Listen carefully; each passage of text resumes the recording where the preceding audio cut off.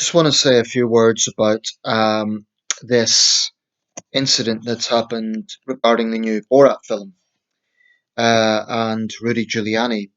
Now, this one maybe stands out a little bit. Rudy Giuliani is by no means the first public figure to take umbrage with the the way that Sacha Baron Cohen has conducted his films. That's an understatement. Suffice to say, Sacha Baron Cohen has pissed a lot of people off, to put it bluntly. I'm going to have to demonetize the video now for the swearing there. But um, my own take is that some of this new Borat film seems a little bit, I don't know. I don't want to say desperate. That's a heavy word, but I do wonder why rehash the whole Borat thing. What's the purpose of that? I mean, Borat's already sailed into satirical history. You know, it's Sacha Baron Cohen's made his mark. So, without having seen the film, and I haven't seen the film, um, do wonder, is he just going to rehash old jokes and it might get a bit stale? Um, no, I am not going to lie. The first Borat film, I did find some of it very funny. However, I have somewhat changed my mind on Sacha Baron Cohen, or rather, not changed my mind so much as had a relook at Sacha Baron Cohen. First, I think he's incredibly smart. He certainly knows how to make people laugh, and he has the technical ability to hoodwink people. Him and his team, I should say. But I remember there was a documentary about the villagers of Glod in Romania, which had been used as the prop for the Kazakh village. And they felt that they'd been defamed and they tried to sue 20th Century Fox. Um, they said that they hadn't been paid properly as they had been promised, and a number of other litigation claims. Now, they weren't successful. A lot of people responded to that, like, what are they complaining about? They got money, etc., etc. But I think it is quite obvious that Sacha Baron Cohen and his team exploited those people. If you look at the documentary, and I did have some sympathy with them, not that their response entirely helped. Now, we could say that people should understand the nature of satire and the nature of comedy. One thing I've learned about comedy is satire is by no means international. It's a very British American concept. I think you get it to some extent in other countries, but I think it is a very British American field of comedy. I could be wrong about that. It could be other countries with a long history of very pronounced satire. But I can think of other examples where satire in a British or Western magazine or newspaper. Um, in fact, I'll rephrase that. I said British and American. I can include Canadian there. Let's say Anglo-speaking countries, the Anglosphere, because I remember a Canadian cartoon was clearly satire. It was a reference to the Chinese foreign minister being asked difficult questions about human rights whilst in Ottawa. And the cartoon had him yelling at the journalist and saying, "Get that woman out of here."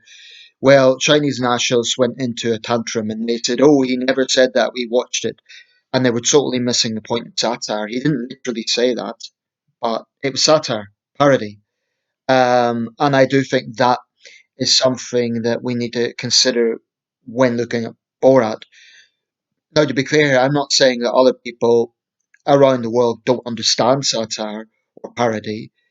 I know people from a range of countries that would find Borat very funny, but I think that culture of comedy is very much something that can be found in the Anglosphere. So that's an important point. But anyway, that doesn't relate to the. I don't want to derail here. Back to the Giuliani incident. I was just giving a bit of my background on Sacha Baron Cohen. So I didn't get a very good impression as to how those people were treated. Secondly, I'll just briefly mention this before getting on to the Giuliani thing. Apologies for the lack of structure in this video. I have some Kazakh friends, not close friends, but friendly acquaintances, let's put it that way. And they have a petition going, or rather, they've signed a petition against this new film on the grounds that it mocks Kazakhstan. Um, I think, it would be easy to say, oh, they should lighten up, they should have a sense of humor.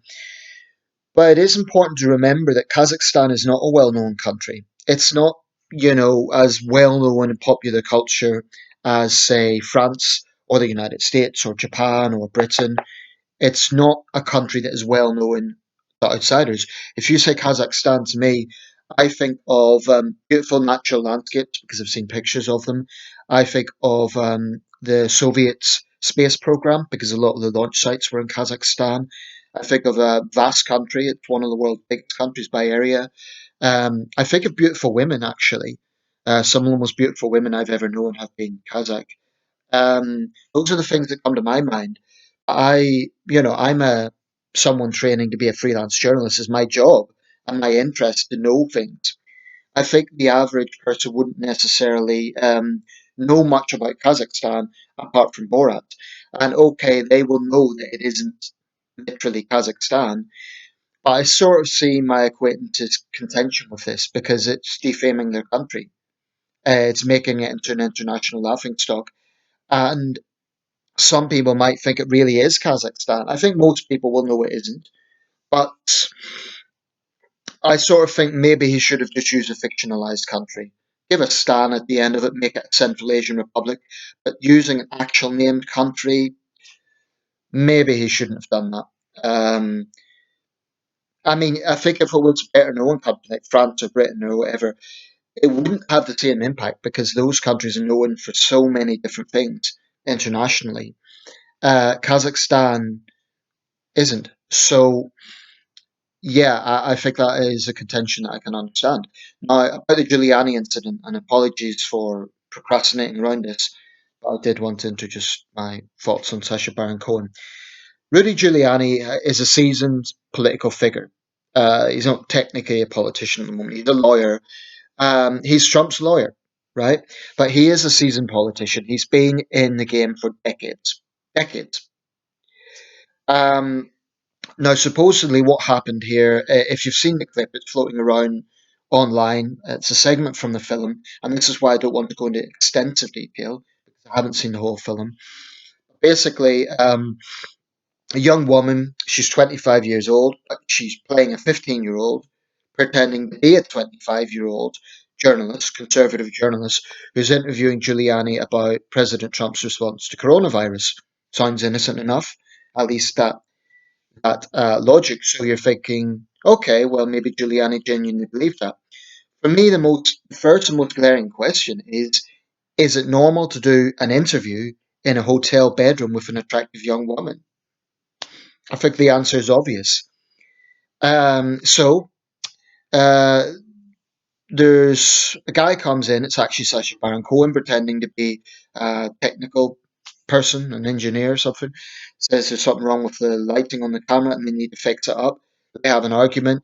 Giuliani assumes it's just a technical issue. Um, then he goes into the room, goes in with her. Ostensibly, and this is what he has robustly claimed, he was simply fixing his shirt up. Sounds innocent enough. If there was camera equipment there, that would sound plausible. Um, I don't buy it. And I actually wish that Cohen had let it run a bit longer so where we can see where it might have led. If what Giuliani is saying is true, he was simply tucking his shirt in, which might be the case, then nothing else would have happened and the whole joke would have run flat and he would have got suspicious and he would have went out. My question is, Giuliani's a seasoned political figure, lawyer. It was a damn stupid thing to do. Why didn't he vet this young woman? Now, if I'm a prominent figure, especially so close to the President of the United States, I would be wanting to know some background to the people who are interviewing me. I want to know what newspaper do they represent? Are they vetted for that newspaper? And I certainly wouldn't do it in a hotel bedroom unless, well, no, I was going to say unless absolutely necessary, I would just reschedule. I would do it in an office, in somewhere neutral. Even a restaurant would be better, but a hotel bedroom. We're talking about a 76-year-old man and a 25-year-old woman. Borat then runs in, dressed as this technician, or rather dressed in a sort of kinky outfit and says, she's too old for you, she's 15. It's typical Borat humor, very inappropriate but pretty funny at the same time. Of course, Giuliani gets very nervous and he goes out, and then he called the police. I'd like to know what he said. Oh, by the way, officer, I was in this interview with a young woman in a hotel bedroom, and some crazy guy runs in. I just don't know what angle Giuliani would take with this. As Sacha Baron Cohen said himself outside the Borat guys, just as Sacha Baron Cohen, um, this is what we saw in the clip. What would have happened if that had went on? And it makes you wonder, how could Giuliani be used if this is how much he falls for a pair of comedians? How could he potentially be used by, say, Chinese or Russian agents, potentially posing as conservative journalists? These are important questions. Some people responded to this by saying it was entrapment. It was, very cynical sort of humiliation. And in a way, it was. I would usually agree. I would usually say it's almost a cruel form of humor. Focusing to humiliate someone. Usually, I don't like it. But in the case of Sacha Baron Cohen, what he is doing there is exposing, the chances that Giuliani would take. It may be that nothing inappropriate happened before, during, or after, as he claimed. And by the way, he said that if Sacha Baron Cohen says otherwise, he's a stone cold liar, basically using the same language as his boss. And that's pretty rich coming from Giuliani, Donald Trump's lawyer. It's pretty rich for him to be talking about ethics, not just from his behavior in that clip, as Sacha Baron Cohen said, but the fact that this is a man who is the PR guy for probably the most immoral, corrupt president in modern US history. Giuliani has no leg to stand on when it comes to ethics. He really doesn't. Um, so do I sympathise with him? Not really. Had he been someone else, I might be prepared to give some sympathy. But firstly, it was a very bad judgment call. I mean, he should have vetted this young woman. Um, he should have seen what newspaper was she representing. That seems like an incredible lack of judgment for a man who's supposed to be advising the president. And you wouldn't do it in a hotel bedroom. And thirdly, the hypocrisy of, pontificating about ethics when he is shamelessly, in my view, being the yes man for Donald J. Trump, probably the most immoral president in US history. It's modern US history. He may have rivalry from Andrew Johnson and a few others, but really, Giuliani has no leg to stand on. So that's my thoughts. I appreciate others might see it a different way. They might think this was a low blow by Cohen. I'm not sure that it was. I think it would be a low blow if it was a case of sort of, just mocking someone to their face.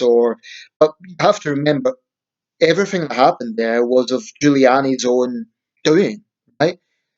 He could have said at any point, "This doesn't seem right. The interview's over," and he goes right to the bedroom. It just seems a bit dubious for someone in his position. A very bad lack of judgment, and I do kind of wish that Cohen had waited a little bit longer before barging in. Um, so we could have seen. Probably nothing would have happened, but we could have seen. And yes, final point. Yes, the video was probably edited, but whatever context there is, it doesn't change the fact he's in a hotel bedroom with a young woman. Um, and Giuliani's been around politics long enough to know the optics of that. Even if it's innocent, it's a bad lack of judgment. And that matters because this is a guy advising the president. So if he has a bad lack of judgment on something like this, my conclusion is I have my own contentions with Sacha Baron Cohen and some of his style. However, do I sympathise with Giuliani? Not really. No. I think he's brought this on himself, and I think it raises important questions about judgment. He has a right to be angry with Cohen, right? Because he was humiliated, and he was kind of being exploited. But then again, the fact that he thought this was a sincere journalist. I don't know what sort of interviews Giuliani's used to conducting, but no sympathy. He's a Trump apologist.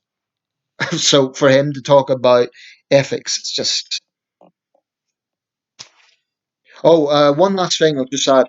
Giuliani's come out with a bizarre conspiracy theory. It's part of Joe Biden's campaign to defame the Trump side. Do they really think that Sacha Baron Cohen is employed by the Biden campaign? I mean, come on. It's Sacha Baron Cohen's politics may veer to the left, but I think that is a stretch, and it reeks of desperation to suggest that Biden would go to the extent of getting a well-known comedian who's pranked left-wing figures and right-wing figures, employing him in his campaign. Given this guy's so, he has a long track record of fines and getting into legal trouble. Why would Biden risk it? It's nonsense. And I think it's a pretty pathetic excuse by Giuliani. The best thing Giuliani could do out of this is say, nothing untoward happened, but I was foolish to have been in that situation. I should have known better. I apologize for my lack of judgment. And then maybe criticize Cohen's technique, but he's just playing the victim here, and I don't really buy it. No, Rudy, you're not a victim. You're an idiot. This was your lack of judgment, and it just exposes real questions actually about how this guy maybe advises the president.